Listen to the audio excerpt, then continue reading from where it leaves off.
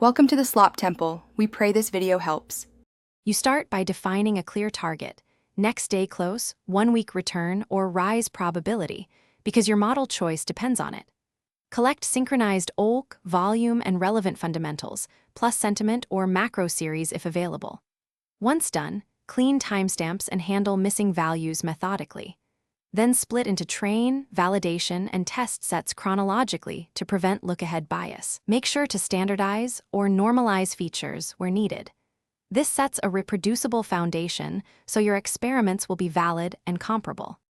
You now engineer features that capture price dynamics, lags, returns, moving averages, RSI, volatility, and volume synchronized indicators. Use rolling windows to avoid leakage.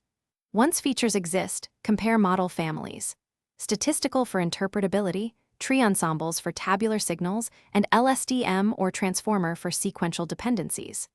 Train with walk-forward cross-validation to mimic live trading. Tune hyperparameters on validation sets and track metrics like MSE for regression or F1 for classification. Also, incorporate ensembling once single models show complementary errors to boost robustness. You finalize by rigorously evaluating on a held-out test period with walk-forward simulation. Report both statistical metrics and trading measures like Sharpe, max drawdown, and expected slippage. Then deploy to a staging environment, backtest and paper trade while logging inputs, predictions, latency, and execution costs. If things go wrong, sudden performance drops, or unrealistic returns, first check for data leakage or backtest flaws. Then examine overfitting and regime shifts. Adjust retrain frequency and feature set, and iterate until live results match.